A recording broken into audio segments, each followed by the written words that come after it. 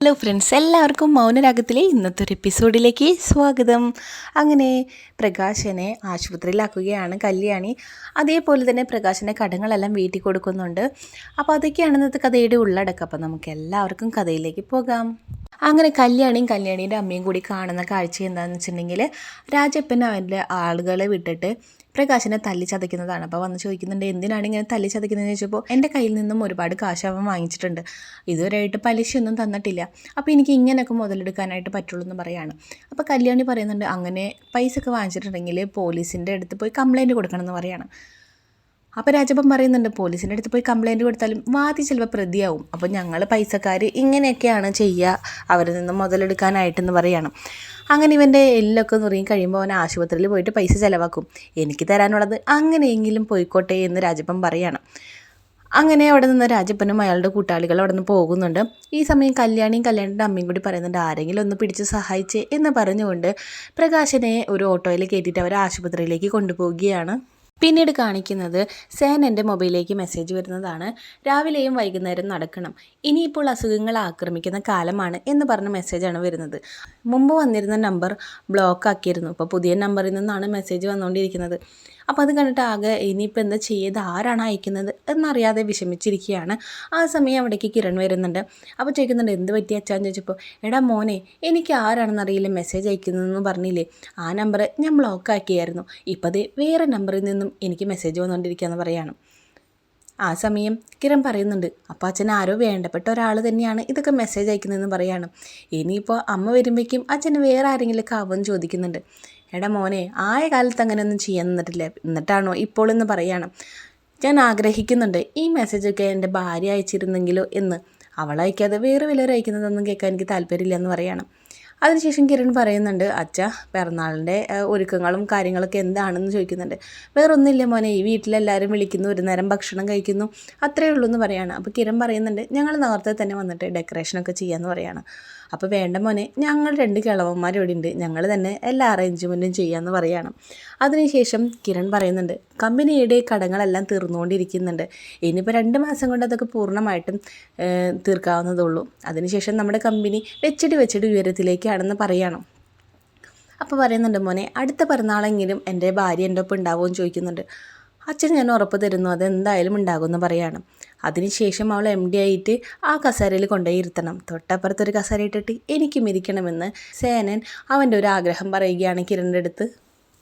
അപ്പോൾ കിരൺ പറയുന്നുണ്ട്, അച്ഛനും അമ്മയും MD കസേരയിൽ ഇരുന്ന് കഴിഞ്ഞാൽ ഞാനും കല്യാണി എല്ലാവരും നിങ്ങൾ പറയുന്ന അനുസരിക്കുന്ന ആളുകളായിട്ട് മാത്രമേ ഞങ്ങൾ നിൽക്കത്തുള്ളൂ എന്നും കൂടി പറയുകയാണ് സേനൻ്റെ അടുത്ത് കിരൺ. അതിനുശേഷം കാണിക്കുന്നത് പ്രകാശനെ ആശുപത്രിയിൽ അഡ്മിറ്റ് ചെയ്തിരിക്കുകയാണ്, ഇതുവരെയായിട്ടും ബോധം വന്നിട്ടില്ല. അപ്പോൾ കല്യാണിയും ദീപയും അവിടെ തന്നെ നിൽക്കുന്നുണ്ട്. അപ്പോൾ പറയുന്നുണ്ട്, എന്തൊക്കെ ചെയ്താലും അച്ഛൻ ചെയ്ത കാര്യങ്ങളൊന്നും മറക്കാനായിട്ട് സാധിക്കില്ല എന്ന് പറയുകയാണ്. ആ സമയം അവിടേക്ക് കാദംബരിയും രതീഷും കൂടി വരുന്നുണ്ട്. അപ്പോൾ അവർ വന്നിരിക്കുന്നത് കണ്ടപ്പോൾ, നിങ്ങൾ എന്തിനാ സഹായിക്കാനായിട്ട് നിന്നത്, അമ്മ ചെയ്തത് ഓക്കെ എന്ന് പറയാം, പക്ഷേ കല്യാണി നിന്നോട് ചെയ്തതൊന്നും നീ പൊറുക്കാനൊന്നും നിൽക്കുന്ന കാര്യമൊന്നുമില്ല എന്ന് പറയാണ്.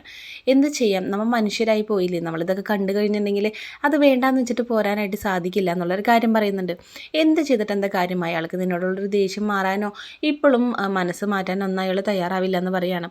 അങ്ങനെ ഒരു സംസാരിച്ചുകൊണ്ടിരിക്കുന്ന സമയത്ത് പ്രകാശം കണ്ണു തുറക്കുകയാണ്. അങ്ങനെ കണ്ണു തുറന്ന് നോക്കുമ്പോൾ കാണുന്നത് കല്യാണിയെയും അമ്മയെയാണ്. അപ്പോൾ ഇയാൾ ദേഷ്യപ്പെട്ടിട്ട് ഇവരെന്ത് ഇവിടെയും ചോദിക്കുന്നുണ്ട്. അപ്പോൾ രതീഷ് പറയുന്നുണ്ട്, അടി കൊണ്ട് കിടന്നിരുന്ന റോട്ടിൽ കിടന്നിരുന്ന നിങ്ങളെ ഇവിടേക്ക് കൊണ്ടുവന്ന് അഡ്മിറ്റ് ആക്കിയിരിക്കുന്നത് കല്യാണിയും ദീപയും കൂടിയിട്ടാണെന്ന് പറയുന്നത്. അപ്പോൾ പറയുന്നുണ്ട്, എന്തിനാ ഇനിയിപ്പോൾ ഇങ്ങോട്ട് എടുത്തുകൊണ്ട് വന്നത്, അവിടെ കിടന്നത് ഞാൻ ചാവില്ലായിരുന്നോ എന്ന് പറയാണ്. എനിക്കറിയായിരുന്നു അച്ഛൻ്റെ കയ്യിൽ നിന്ന് നല്ലൊരു വാക്ക് കിട്ടാനോ അല്ലെങ്കിൽ ഇങ്ങനെ തന്നെ ആയിരിക്കുന്നു, അത് പ്രതീക്ഷിച്ചുകൊണ്ട് തന്നെയാണ് ഞാനും അമ്മയും ഇവിടെ നിൽക്കുന്നതെന്ന് പറയാണ്. എടോ തനിക്ക് ഇപ്പോഴെങ്കിലും ഒന്ന് മാറിക്കൂടെയെന്ന് രതീഷ് ചോദിക്കുന്നുണ്ട്. അപ്പോൾ കല്യാണി പറയുന്നുണ്ട്, ഇനിയിപ്പോൾ ഞാനിവിടെ നിൽക്കാനൊന്നും പോകുന്നില്ല, കാരണം ഇനി ഞാനിവിടെ നിന്ന് കഴിഞ്ഞിട്ടുണ്ടെങ്കിൽ അച്ഛൻ്റെ BP കൂട്ടാനായിട്ട് നിൽക്കണ്ട, ഞങ്ങൾ പോവാന്ന് പറഞ്ഞിട്ട് കല്യാണിയും അമ്മയും കൂടി അവിടെ നിന്ന് പോവുകയാണ്. ആ സമയം രതീഷും കാദംബരിയും പറയുന്നുണ്ട്, അച്ഛൻ ഇപ്പോഴെങ്കിലും പഠിച്ചൂടെ, ആരാണ് സഹായിക്കാനുണ്ടാവുക എന്നുള്ളൊരു കാര്യം മനസ്സിലാക്കിക്കൂടെ, അവൾ ആരും പിടിച്ചാൽ കിട്ടാത്ത അത്രയും നിലയിലേക്ക് അവൾ വളർന്നുകൊണ്ടിരിക്കുന്നുണ്ട്, എന്നിട്ട് അവളോട് പകച്ച് നടക്കാണ്ട് നിങ്ങൾക്ക് അവളോട് സ്നേഹത്തിൽ നടന്നിരുന്നെങ്കിൽ ആ വിക്രമിന് അവിടെ ഒരു ജോലി കിട്ടായിരുന്നു, നിങ്ങൾക്കൊരു ജോലി കിട്ടായിരുന്നു എന്ന് പറയാണ്. അപ്പോൾ അയാൾ പറയുന്നുണ്ട്, എൻ്റെ മോൻ അവളെ കീഴിൽ പോയി ജോലി ചെയ്യണമെന്നോ, അതൊന്നും നടക്കില്ല എന്ന് പറയാണ്. അപ്പോൾ അല്ലെങ്കിൽ പിന്നെ അവൻ വല്ല കൂലിപ്പണിക്ക് പോകണം എന്ന് രതീഷ് പറയാണ്. അപ്പോൾ കാദംബരി പറയുന്നുണ്ട് അതിന് അവന് പണിയെടുക്കാൻ വല്ലതും അറിയണ്ടേ എന്ന് പറയാണ്. ഇനിയിപ്പോൾ എന്തായാലും കല്യാണിയും അമ്മയും കൂടിയിട്ട് ഈ ഹോസ്പിറ്റലിലെ ബില്ലെല്ലാം അടച്ചതിന് ശേഷമാണ് പോയിരിക്കുന്നതെന്ന് പറയണം. അത് കേട്ട് പ്രകാശിന് ദേഷ്യം വരുന്നുണ്ട്. എന്ത് അവളോ എൻ്റെ ബില്ലടക്കി എൻ്റെ മോനോട് പറഞ്ഞിരുന്നെങ്കിൽ എൻ്റെ മോൻ വന്ന് ബില്ലടയ്ക്കായിരുന്നില്ലേന്ന് ചോദിക്കുന്നുണ്ട്. അതിട്ട് രതീഷ് ചോദിക്കുന്നുണ്ട് നിങ്ങളുടെ മോൻ്റെ കയ്യിൽ എവിടെ നിന്നാ പൈസ, ഇന്നല്ലാന്നുണ്ടെങ്കിൽ നിങ്ങളുടെ അച്ഛൻ കൊടുത്തു വിടുമോ ഇവിടുത്തെ ബില്ലടയ്ക്കാനായിട്ടും ചോദിക്കുന്നുണ്ട്. അപ്പോൾ രതീഷ് പറയുന്നുണ്ട് ഇനിയിപ്പോൾ അവൾ അടച്ചില്ലെങ്കിൽ തന്നെ ഞങ്ങൾ അടച്ചാലും അവൾ തന്ന പൈസ ആയിരിക്കും ഞങ്ങളും ഇവിടെ ബില്ലടയ്ക്കുക, അതുകൊണ്ട് മിണ്ടാണ്ട് അവളെ ശല്യം ചെയ്യാതിരിക്കാനായിട്ട് നോക്കുന്നുള്ള കാര്യം പ്രകാശിൻ്റെ അടുത്ത് രതീഷും കാദംബരിയും പറയുന്നുണ്ട്. അപ്പോൾ യാതൊരു നിവൃത്തിയില്ലാത്തത് കൊണ്ട് മിണ്ടാതിരിക്കുകയാണ് പ്രകാശൻ. പിന്നീട് കാണിക്കുന്നത് രാജപ്പനെ കാണാനായിട്ട് കല്യാണിയും ദീപയും കൂടി വണ്ടിയിൽ വരുന്നുണ്ട്. അങ്ങനെ ചോദിക്കുകയാണ് രാജപ്പൻ എന്തിനാണ് ഇപ്പം എന്നെ വിളിച്ചതെന്ന്.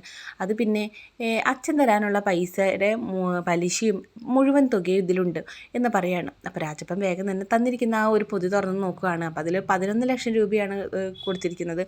അപ്പോൾ അയാൾക്കത് കണ്ട് സന്തോഷമാവുന്നുണ്ട്. ഇത് ഈ പൈസ ഇനി അച്ഛൻ തരാനുള്ളത് തന്നു തീർത്തിരിക്കുന്നു, ഇനി മേലല്ല അച്ഛൻ ഉപദ്രവിക്കാനൊന്നും നിൽക്കരുതെന്ന് പറയാണ്. അത് പിന്നെ പൈസ കിട്ടിയില്ലെങ്കിൽ എങ്ങനെ ചെയ്യേണ്ടി വരും, ഞങ്ങളൊക്കെ ആ ഒരു തന്ത്രം മാത്രമാണ് ഉള്ളതെന്ന് പറയണം.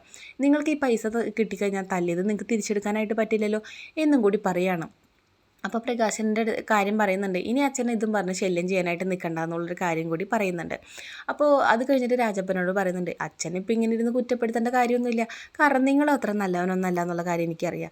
മക്കളും കുട്ടികളും ഒന്നുമില്ലാത്ത നിങ്ങൾക്കാണ് പൈസേനോട് ഇത്ര ആർത്തി, അതുകൊണ്ട് നിങ്ങൾ ഇതൊക്കെ മാറ്റിയിട്ട് നിങ്ങൾ മര്യാദയ്ക്ക് ജീവിക്കാനായിട്ട് നോക്കുന്നുള്ളൊരു കാര്യം കൂടി കല്യാണി രാജപ്പനോട് പറയുന്നുണ്ട്. അങ്ങനെ കല്യാണി ദീപയും കൂടി അവിടെ നിന്ന് പോകുമ്പോൾ രാജപ്പൻ മനസ്സിലാലോചിക്കുന്നുണ്ട് എനിക്ക് ഈ മക്കളെക്കാളും കുടുംബത്തെക്കാളൊക്കെ ഏറ്റവും വലുത് പൈസ തന്നെയാണെന്ന് പറഞ്ഞിട്ട് ആ ഒരു ചെക്കിനെ ഉമ്മ വയ്ക്കുന്നുണ്ട്.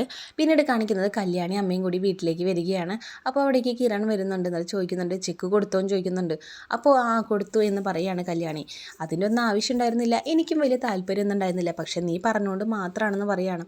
അത് പിന്നെ അമ്മയും മോളും കൂടിയിട്ട് അച്ഛനെ തല്ലുന്നത് നേരിട്ട് കണ്ട് എന്ന് പറഞ്ഞ് കാരണമുണ്ട് മാത്രമാണ് ഞാൻ പൈസ കൊടുക്കാമെന്ന് പറഞ്ഞത്, കൊടുത്താലും അയാളുടെ കയ്യിൽ നിന്ന് നന്ദിയൊന്നും കിട്ടില്ല എന്നുള്ള കാര്യം അറിയാമെന്നുള്ളൊരു കാര്യം കൂടി പറയുന്നുണ്ട്. ഞാൻ പറഞ്ഞതാ മോനെ ഇവളടുത്ത് കൊടുക്കണ്ടെന്ന് പറയണം. അത് പിന്നെ അച്ഛനായി പോയില്ലേ, ഇനിയിപ്പോൾ അച്ഛന് വേറെ കടങ്ങളൊന്നുമില്ല, ഇനിയിപ്പോൾ ഉള്ളത് കൊണ്ട് നിവൃത്തിയില്ല വൃത്തികേട് കൊണ്ടൊക്കെ ഇനി ഉള്ളത് കൊണ്ട് അച്ഛൻ ജീവിച്ചു പോകാമെന്ന് പറയുന്നുണ്ട്. അപ്പോൾ കിരൺ പറയുന്നുണ്ട് നിൻ്റെ അച്ഛനൊന്നല്ല, വേണം വിക്രമിൻ്റെ അച്ഛൻ എന്ന് പറഞ്ഞു കഴിഞ്ഞാൽ അത് സത്യമായിരിക്കും എന്ന് പറഞ്ഞിട്ട് അകത്തോട്ട് പോകുന്നുണ്ട് കിരൺ. ആ സമയം അമ്മയും പറയുകയാണ് കിരൺ മോൻ പറഞ്ഞത് സത്യം തന്നെയാണ്, ഇന്നേ വരെ മോളെ അങ്ങേര് മോളായിട്ട് കരുതിയിട്ടില്ല, ഇനിയിപ്പോൾ കൂടുതലായിട്ട് ഇനി ഒരാളെയും മകൻ കഴിഞ്ഞ് സഹായിക്കാൻ നിൽക്കണ്ട എന്ന് ദീപ പറയുകയാണ്. അപ്പോൾ അത് കേട്ടിട്ട് വിഷമിച്ച് നിൽക്കുകയാണ് കല്യാണി. അങ്ങനെ കല്യാണിയെ കാണിച്ചുകൊണ്ട് ഇന്നത്തെ മൗനരാഗത്തിലെ എപ്പിസോഡ് തീരുകയാണ്. വീഡിയോ ഇഷ്ടപ്പെട്ടാൽ നമ്മുടെ ചാനൽ സബ്സ്ക്രൈബ് ചെയ്ത് നമ്മളെ സപ്പോർട്ട് ചെയ്യാനായിട്ട് മറക്കരുത്. സബ്സ്ക്രൈബ് ചെയ്യാത്ത കൂട്ടുകാർ നമ്മുടെ ചാനലൊന്ന് സബ്സ്ക്രൈബ് ചെയ്തിട്ട് കാണാനായിട്ട് ശ്രമിക്കണം. അപ്പോൾ ഏറ്റവും പുതിയ മൗനരാഗത്തിലെ എപ്പിസോഡായിട്ട് ഞാൻ നിങ്ങളുടെ മുമ്പിലേക്ക് വരാം. അതുവരേക്കും ബായ്.